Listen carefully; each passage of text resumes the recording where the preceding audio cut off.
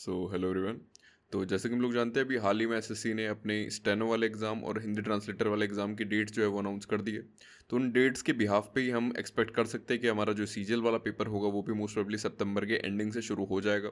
तो अगर हम कैलकुलेट करें तो लगभग हमारे पास 1 से 1.5 महीना है। तो अगर आप भी उन लोगों में से हो जिनको मैथ्स के अंदर अच्छे मार्क्स स्कोर करने में स्ट्रगल करना पड़ रहा है, तो ये सीरीज़ उनके लिए बेस्ट होने वाली है। इस सीरीज़ की टोटल अभी तक 4 वीडियो आ चुकी है, 5वीं वीडियो है और आपके पेपर से पहले लगभग लगभग 15 से 20 वीडियोज़ आपको देखने को मिल जाएगी। तो अगर आपने ये सारी 15 से 20 वीडियोस फॉलो अप कर लेना आपके पेपर से पहले, तो अगर मान लो आज की डेट में आप 25 से 30 मार्क्स स्कोर कर रहे हो, तो आप उसको बहुत ईजी तरीके से 40 से 45 प्लस लेके जा सकते हो। क्योंकि इस वाली सीरीज़ के अंदर ना हम जितनी भी हमारी टफ शिफ्ट्स है 2025 की, 24 की, 23 की, वो सारी की सारी शिफ्ट्स को हम अटेम्प्ट करते हैं और जानते हैं कि कौन कौन से क्वेश्चन जो पहले राउंड में करने चाहिए, कौन कौन से क्वेश्चन नहीं करने चाहिए। यानी आर्ट ऑफ स्किपिंग को हम ढंग से सीखते हैं इस वाली सीरीज़ के अंदर, ठीक है। उसको छोड़ के हर एक क्वेश्चन की जो बेस्ट अप्रोच हो सकती है ना, उस बेस्ट अप्रोच को हम जानते हैं कि किस क्वेश्चन को किस तरीके से हमें अटेम्प्ट करना है, ठीक है। तो इस वजह से ये वाली सीरीज़ आपके लिए बहुत ज़्यादा हेल्पफुल हो सकती है। तो बस इतना ही बोलूँगा, अगर आपको मैथ्स के अंदर अच्छे मार्क्स स्कोर करने हैं तो आप बेशक इस वाली सीरीज़ को फॉलो अप करते रहो। टोटल 15 से 20 वीडियोज़ आएगी जैसा कि मैंने बताया, और 15 से 20 वीडियोज़ के अंदर आपको अच्छी खासी क्लैरिटी मिल जाएगी आपको पेपर के अंदर मैथ्स को किस तरीके से अटेम्प्ट करना है, ठीक है। ताकि 15 मिनट के अंदर अंदर आप 25 क्वेश्चन को अटेम्प्ट भी कर पाओ और बहुत ईजी तरीके से 40-45 प्लस का जो टारगेट है वो हिट भी कर पाओ। तो स्टार्ट करते हैं हमारी वीडियो को। तो जैसे कि आप लोग देख सकते हो, ये हमारी 18 सितंबर की सेकंड शिफ्ट है, ठीक है। और जितनी भी इंपॉर्टेंट शिफ्ट है इसकी जो पीडीएफ है ऑलरेडी मैंने पोस्ट कर रखी है टेलीग्राम पे। जिसने नहीं देखी जाकर देख लेना, ठीक है। उसके अंदर आपको सारी 2024, 25, 23 या 21, 22 की भी इनफैक्ट सारी की सारी हार्ड शिफ्ट्स मिल जाएगी जो कि आपको अटेम्प्ट करनी चाहिए पेपर से पहले पहले। तो एक एक करके सारे के सारे क्वेश्चन सॉल्व करते हैं। अब देखो, पहला वाला क्वेश्चन आपको ये सामने दिख रहा होगा।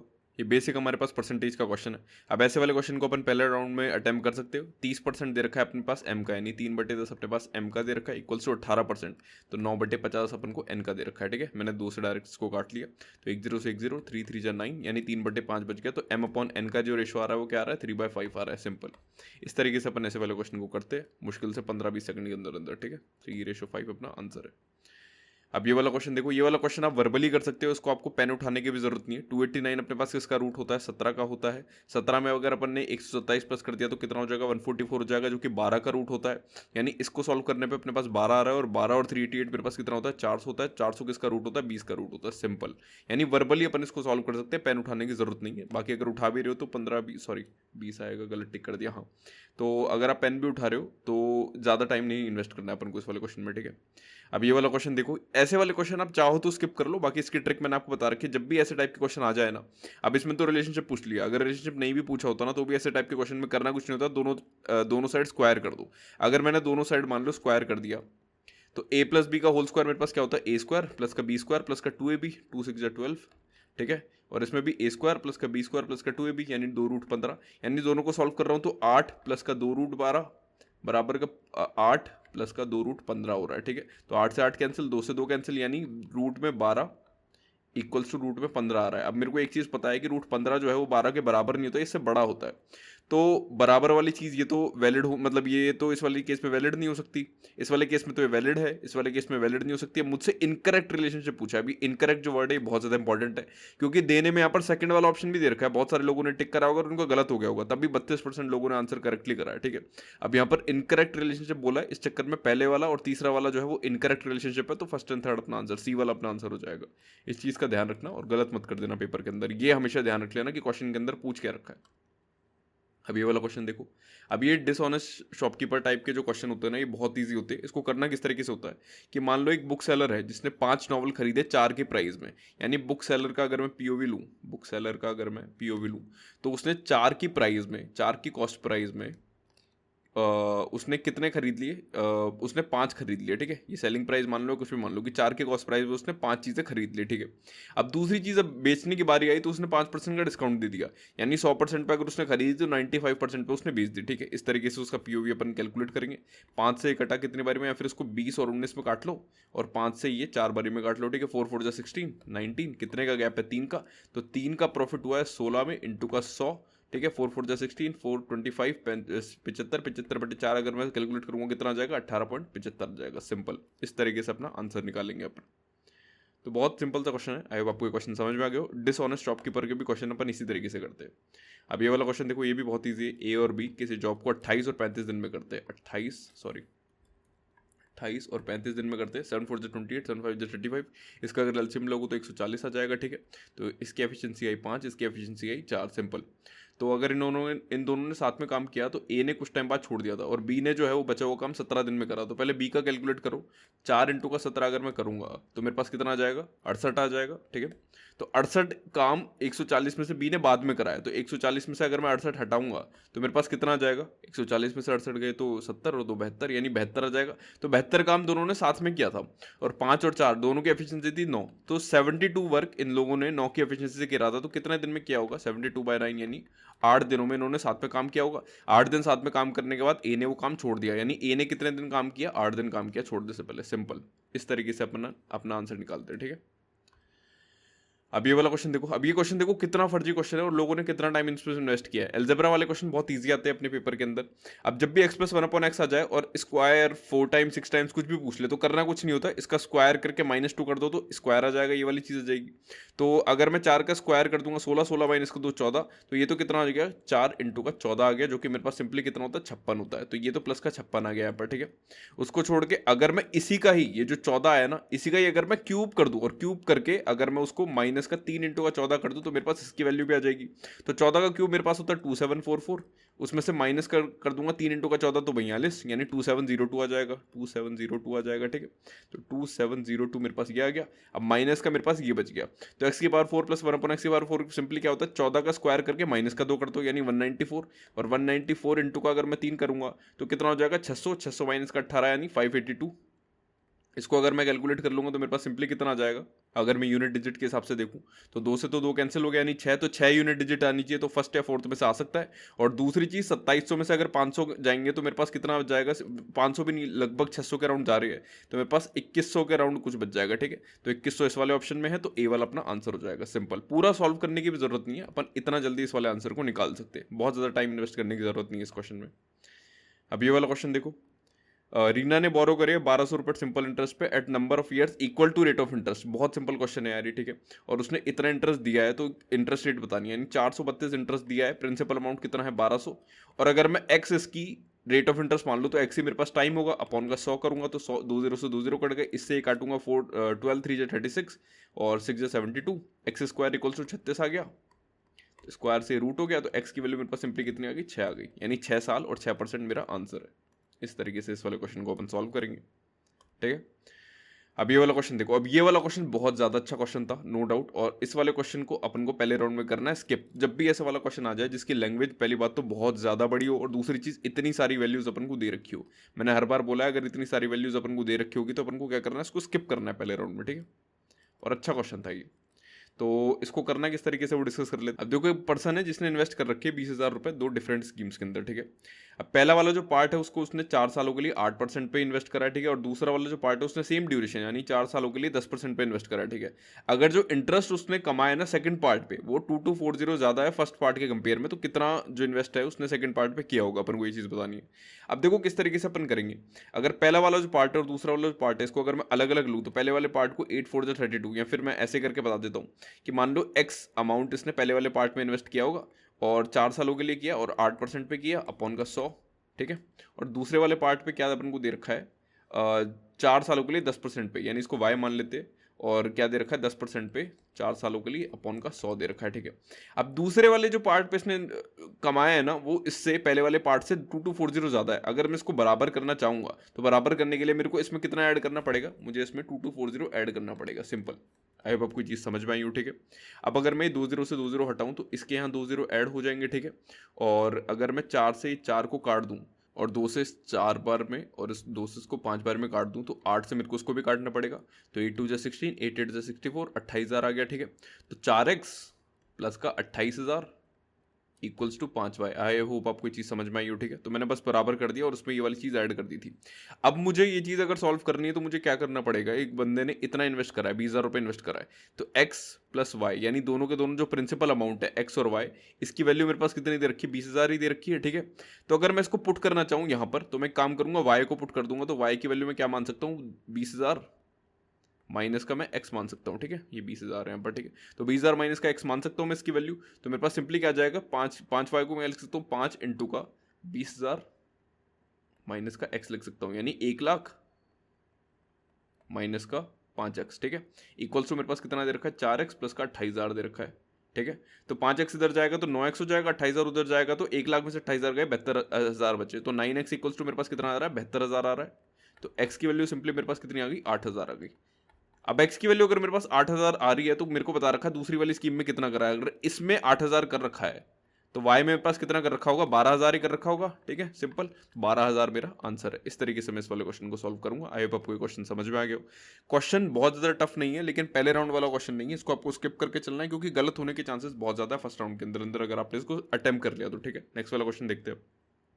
अब ये वाला क्वेश्चन देखो, अब ये बहुत फर्जी क्वेश्चन है हाइट एंड डिस्टेंस का, कि एक रॉक क्लाइंबर है जो कि यूज करता है rope to ascend a cliff, मतलब क्लिफ को चढ़ने के लिए।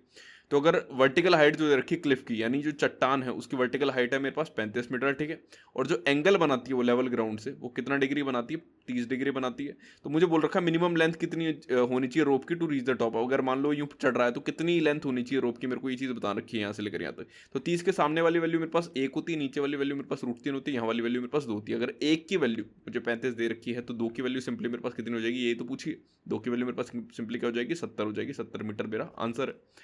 इस तरीके से अपन इस वाले क्वेश्चन को कर रहे होंगे। आई होप आपको ये क्वेश्चन समझ में आ गया हो, सिंपल सा क्वेश्चन है, ठीक है। ये वाला क्वेश्चन देखो, एक मार्बल जो है वो स्फेरिकल है शेप में, जिसकी रेडियस अपन को 4 सेंटीमीटर दे रखी है। अगर उस मार्बल को मैंने किसी क्यूब के अंदर रख दिया जिसकी साइड लेंथ मेरे पास 10 है, तो वॉल्यूम बतानी है जो कि ऑक्यूपाइड नहीं है मार्बल से, ठीक है। यानी क्यूब की जो वॉल्यूम है, यानी वी क्यूब, सॉरी साइड जो भी मेरे पास दे रखी है साइड का क्यूब, माइनस मेरे को करना है स्फेयर की जो भी वॉल्यूम मेरे पास होती है, जो कि क्या होती है 4/3 पाई आर क्यूब होती है, ठीक है। अब इस वाले क्वेश्चन में अपन को अप्रोक्सीमेशन लेके चलना है ताकि अपन टाइम से कर पाए। देखो 57 सेकंड, ये तकड़ा ही कोइंसिडेंस था, बाकी हाँ। तो अगर क्यूब की जो मेरे पास साइड दे रखी है वो 10 दे रखी है, तो 1000 तो मैं इसको मान लेता हूँ, माइनस का 4/3 इंटू का 22/7 इंटू का आर क्यूब। अब देखो रेडियस कितनी है 4, तो 64 में इसको ले लेता हूँ। तो 64 इंटू का 4 कितना होता है 256, 256 इंटू का अगर मैं 22 करूंगा तो 256 इंटू का 2 कितना होता है 512, 512 इंटू का 11 करूंगा तो कितना हो जाएगा 2 3 6 5 5632 अपॉन का 3 7 जा कितना होता है 21। इससे अगर मैं इसको काटूंगा तो कितनी बारी में जाएगा 2 जा कितना होता है मेरे पास 42, कितना बच गया 14, 143 हो गया। 143 कितनी बारी में जाएगा, लगभग 6 बारी में जाएगा, तो 268 के अराउंड आएगा अगर आप कैलकुलेट करोगे। और 1000 में से अगर मैंने 268 को माइनस कर दिया तो मेरे पास सिंपली कितना बचता है 732 के अराउंड बच जाता है आंसर। तो बी वाला मेरा आंसर हो जाएगा। तो अप्रोक्सीमेशन लेकर अपन को करना है इस वाले आंसर को।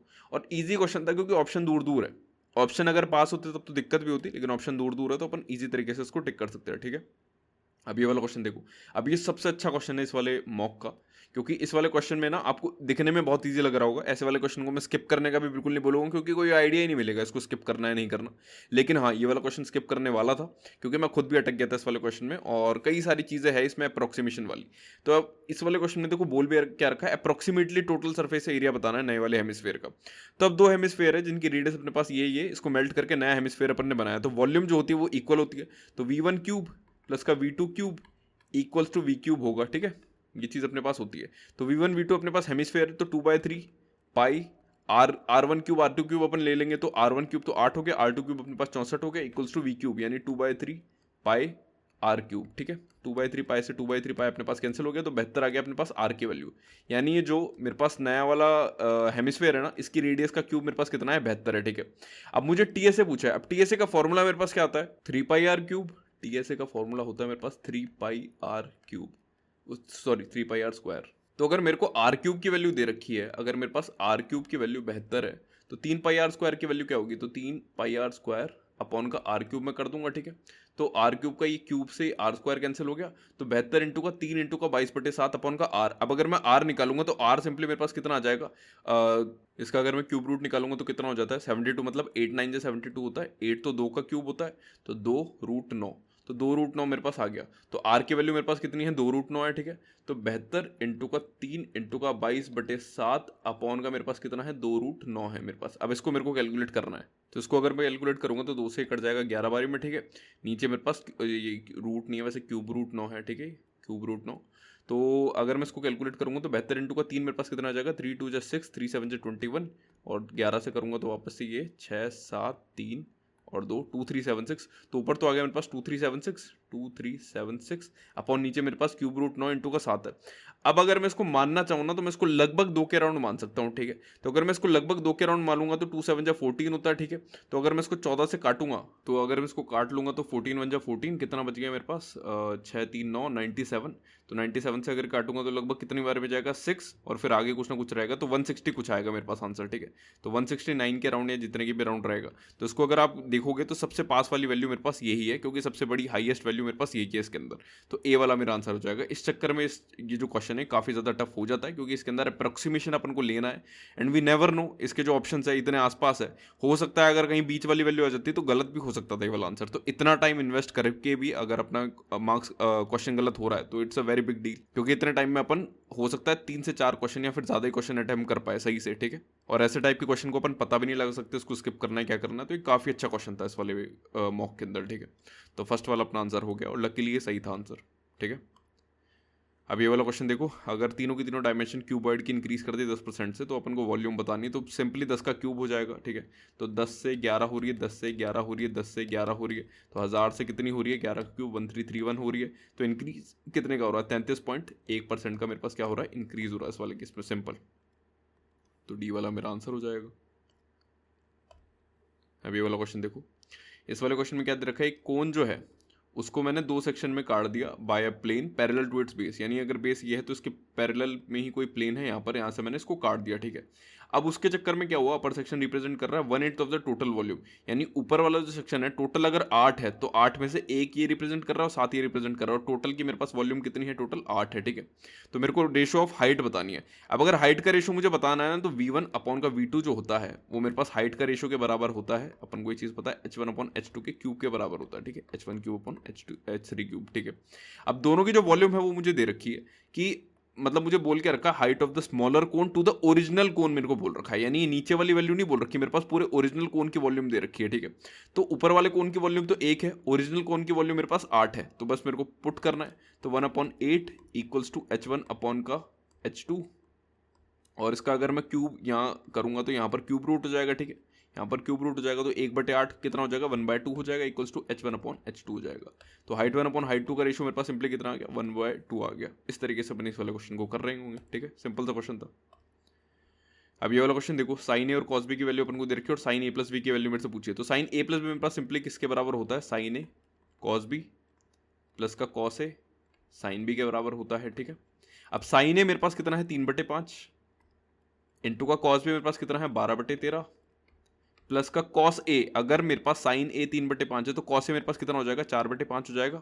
और कॉस बी अगर मेरे पास ये है तो साइन बी मेरे पास कितना हो जाएगा, 5/13 हो जाएगा, सिंपल, ठीक है। ये चीज़ मेरे को वर्बली निकाल लो, कोई ट्राइंगल बनाने की जरूरत नहीं है इसमें, ट्रिपलेट्स याद होने चाहिए बस। तो कॉस ए तो मेरे पास सिंपली कितना है, 4/5, और साइन बी मेरे पास 5/13 है, ठीक है। इससे कैंसिल हो गया। 3 इंटू का 12 मेरे पास कितना हो जाता है, 36, और ये कितना हो जाता है, 65, 4/13 इक्वल्स टू 65, तो मेरे पास नीचे आ गया 36 प्लस का 5 4 5 20, यानी कितना आ गया, 56/65 मेरा आंसर है, सिंपल। इस तरीके से अपन अपना आंसर निकालेंगे। तो ए वाला अपना आंसर आ गया, ठीक है। नेक्स्ट वाला क्वेश्चन देखते हैं। अरे गलती से टिक हो गया, बाकी हाँ इजी क्वेश्चन ही है ये। एक टावर जो है वो जनरेट करता है शेडो, जो कि 40 मीटर लॉन्ग है, और एंगल ऑफ एलिवेशन अपन को 45 डिग्री दे रखा है। 45 डिग्री जब भी होता है तो मेरे पास इसकी और इसकी वैल्यू 1 होती है और इसकी वैल्यू √2 होती है, ये चीज़ ध्यान रखनी है, ठीक है। अब इस वाले केस में मेरे पास जो शेडो है वो कितनी दे रखी है, 40 मीटर लॉन्ग दे रखी है। तो मुझे बोला गया है मुझे हाइट ऑफ द टावर निकालना है। तो अगर एक की वैल्यू मेरे पास 40 मीटर दे रखी है तो हाइट ऑफ द टावर मेरे पास सिंपली कितना हो जाएगा, 40 मीटर हो जाएगा। इस तरीके से अपन अपना आंसर निकालेंगे, सिंपल सा क्वेश्चन था, ठीक है। अब ये वाला क्वेश्चन देखो, स्लोप वाला क्वेश्चन है, इसकी मैंने ऑलरेडी वीडियो बना रखी है, जिसे नहीं देखी जाकर देख लेना। अब y equals to mx plus 2 दे रखा है। अब इसके अंदर y भी दे रखा है और x भी दे रखा है, बस पुट करना है अपन को, कुछ भी नहीं करना। तो 8 इक्वल्स टू m इंटू का 3 प्लस का 2, तो उधर जाएगा 6 हो जाएगा, इक्वल्स टू m इंटू का 3, 3 से कटा 2 बारी में, यानी m की वैल्यू मेरे पास कितनी आ गई, 2 आ गई, सिंपल। इस तरीके से मैं मेरा आंसर निकालूंगा।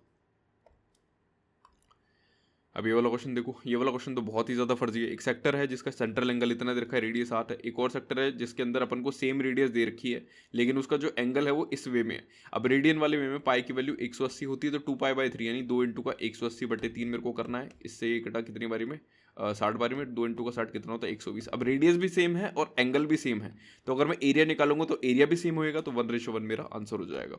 बहुत बारी ये वाला क्वेश्चन आया, तो ये वाला क्वेश्चन बहुत ईजी है और आपको याद रखना है, ठीक है। अब पॉलीगन वाला क्वेश्चन है, इंटीरियर एंगल निकालना है। इंटीरियर एंगल का फॉर्मूला मेरे पास होता है n माइनस का 2 इंटू का 180 बटे n होता है। 8 साइडेड है तो 6 इंटू का 180 बटे n हो जाएगा, यानी 8 हो जाएगा। तो 2 3 जा 6, 2 4 जा 8, 4 से कटा 4 4 जा 16, 4 5 जाइए 4 45 दिया 135, तो 135 डिग्री मेरा आंसर है। सिंपल, इस तरीके से हम कर लेंगे। पेपर के टाइम वो जब मैं अटैम्प्ट कर रहा था तब शायद कैलकुलेशन मिस्टेक हो गई थी, इस चक्कर में इतना देर लग गई, आपको नहीं लगनी चाहिए, ठीक है।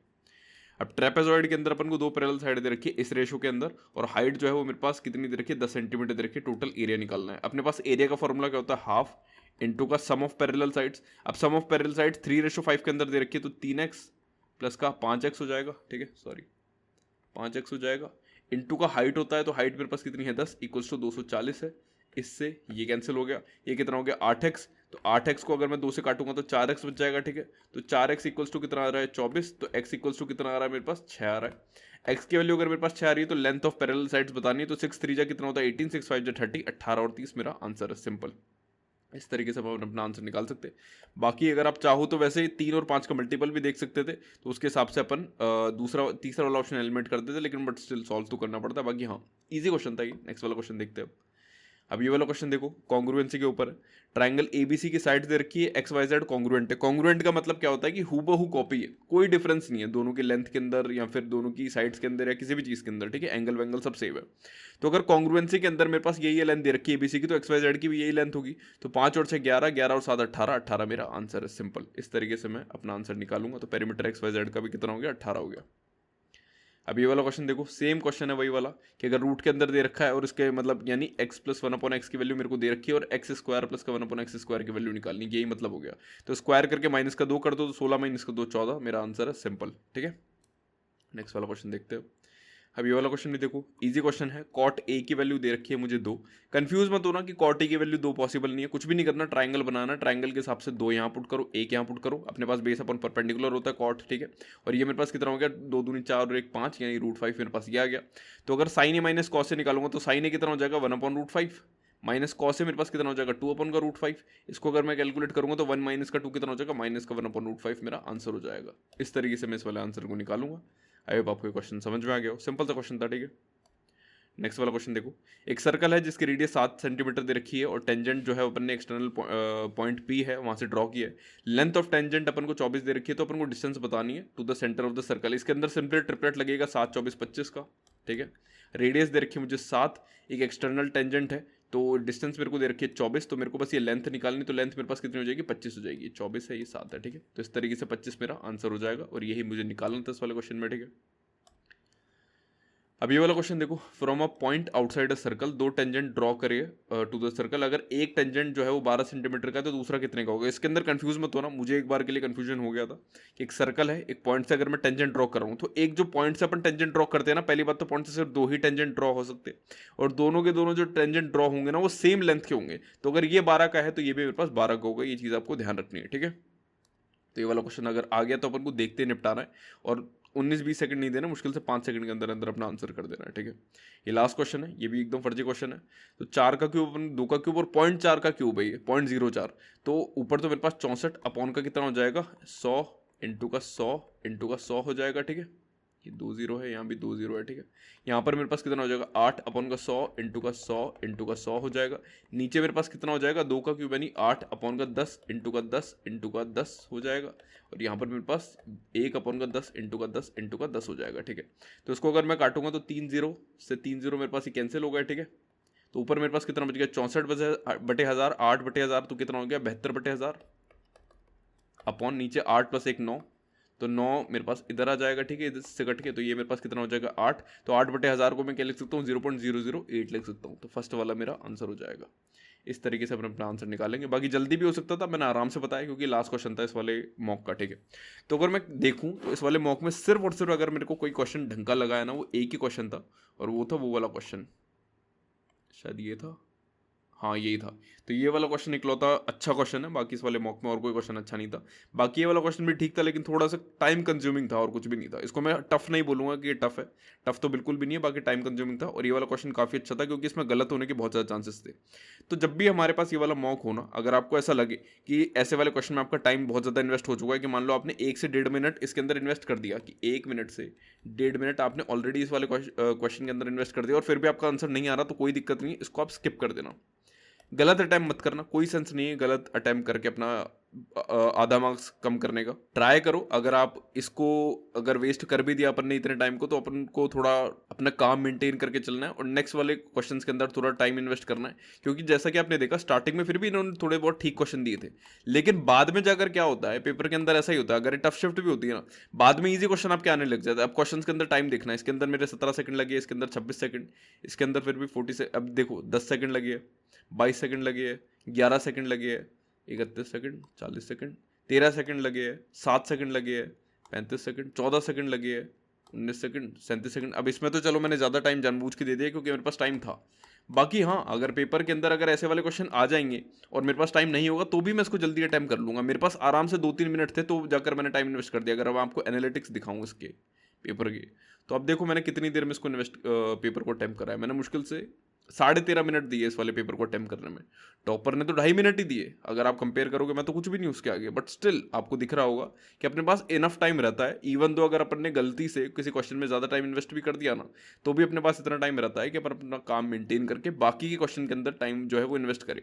अब पेपर जैसे ही आपने देख लिया, अब इसके अंदर देखो कौन से क्वेश्चन है जिसके अंदर आपको ज़्यादा टाइम लगा। जैसे मुझे 1-2 क्वेश्चन के अंदर टाइम लगा था, तो मुझे वो क्वेश्चन पहचानने, जैसे इस वाले क्वेश्चन में लग गया था, इस वाले क्वेश्चन में लग गया था, तो मुझे मेरी कैलकुलेशन ठीक करनी पड़ेगी, ठीक है। बाकी और कौन से क्वेश्चन में मुझे टाइम लग गया था, अब मान लो इस क्वेश्चन में लग गया था, तो मैं एक बार पॉलीगन के सारे जितने भी फॉर्मूलाज उनको गो थ्रू कर लूंगा। क्योंकि अचानक से क्या होता है, कई बार मुझे भी या फिर कोई भी जो टीचर हुआ उसको भी अचानक से सारे के सारे फॉर्मूलाज अचानक से याद नहीं आ पाते। टेस्ट के टाइम पे ऐसे याद रहेंगे जब टेस्ट नहीं चल रहा होगा, लेकिन जब टेस्ट दे रहे होंगे तब अचानक से गायब हो जाते हैं फॉर्मूला, या फिर ऊपर नीचे हो जाती है वैल्यू। तो आप क्या करो, जब भी ऐसा टेस्ट दे लो तब एक बार फॉर्मूलाज को सारों को गो थ्रू कर लो, एक बार कैलकुलेशन शीट प्रैक्टिस कर लो, या फिर इसी पर्टिकुलर टॉपिक से रिलेटेड है किसी भी चीज़ से रिलेटेड थोड़े बहुत क्वेश्चन प्रैक्टिस कर लो। तो वो हैंड ऑन प्रैक्टिस हो जाएगी, ताकि नेक्स्ट टाइम जब भी अपन मॉक देंगे तो सेम टॉपिक से, सेम किसी भी चीज़ से अपना कोई भी क्वेश्चन हो वो गलत ना हो, प्लस साथ के साथ में ज़्यादा टाइम भी अपन उसके अंदर इन्वेस्ट ना कर दे। तो इस चक्कर में इस तरीके से आप बेस्ट एनालिसिस अपने पेपर का कर सकते हो और चेक कर सकते हो कहाँ पर अपना स्कोप ऑफ इंप्रूवमेंट है, ठीक है। अब इसमें तो अपने सारे के सारे क्वेश्चन अपने सही कर लिए, और मुझे लगा भी नहीं कि कोई क्वेश्चन ऐसा है। अगर आपको लगा हो, जैसे मान लो ये वाला क्वेश्चन है, आप किसी को नहीं पता हो ये वाला फॉर्मूला, या फिर किसी को नहीं पता हो ये बेसिक सी चीज़, तो वो गलत कर देगा इस वाले स्लाइसिंग वाले कॉन्सेप्ट में। ये हमारे बूट कैम्प के अंदर मैंने करा रखा है, तो जो भी मेरे स्टूडेंट्स हैं उनको तो ये चीज़ पता होगी। बाकी हाँ, अगर आपने नहीं पढ़ा तो आपको दिक्कत होगी ऐसे वाली चीज़ों में। Same with other questions as well. तो अपने पास जितने भी अभी दिन बचे, मान लो अपने पास 40 से 45 दिन बचे हैं, तो 40 से 45 दिन में ट्राई करो डेली का एक सेक्शनल मॉक आप अटेम्प्ट कर रहे हो, ठीक है। और मैं मेरे एंड से भी आपको 25 मॉक्स प्रोवाइड करने वाला हूँ, ठीक है। 25 मॉक्स आपको मेरे एंड से भी प्रोवाइड होने वाले हैं आने वाले 1-2 दिनों के अंदर अंदर। जैसे हमारे पास फाइनल डेट आ जाएगी, मैं 25 सेक्शनल मॉक्स पोस्ट कर दूंगा, ठीक है। और हमारी 30 डे की सीरीज भी स्टार्ट होने वाली है, तो स्टे ट्यून्ड उन दोनों की दोनों चीज़ों के लिए। बाकी ये था इस वाली वीडियो के लिए। आने वाले डेज में हम 10 से 12 वीडियोस और पोस्ट करेंगे पेपर से पहले पहले इस वाली सीरीज की।